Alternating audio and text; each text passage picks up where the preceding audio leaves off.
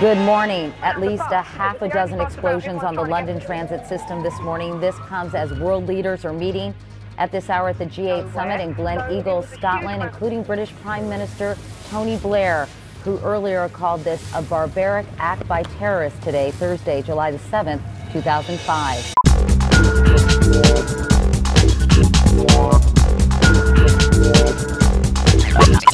The London police chief is saying this was, in fact, a coordinated attack. They occurred near simultaneous, right? Yeah, mostly on the subways and then one on a bus. I was in the front carriage and people were severely injured there.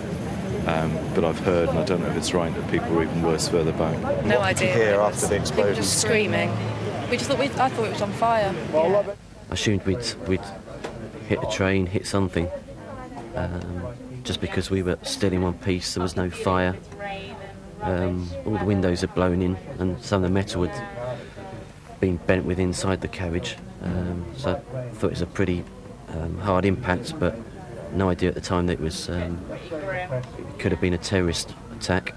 Ron, we heard about several explosions in the underground or on the subway in London, as well as one that ripped the top off a double-decker bus. What is the current number of explosions you're hearing at this juncture?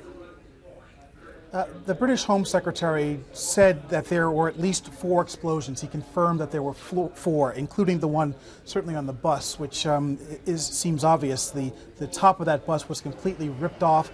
People who were there described debris, glass, parts of the bus flying through the air, people being lifted off their feet who were near the scene of the explosion. A dreadful and horrible event, clearly. It is 8:07 Eastern Time. Prime Minister Tony Blair is speaking once again. Let's listen. Those responsible have no respect for human life. We are united in our resolve to confront and defeat this terrorism that is not an attack on one nation, but on all nations and on civilized people everywhere.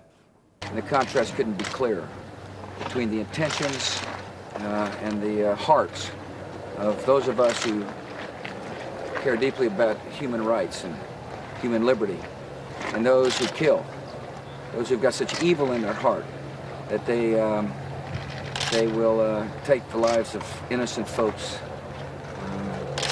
This is the war on terror goes on. Watch next week as we bury our dead and mourn them, but see also in those same days new people coming to this city to make it their home.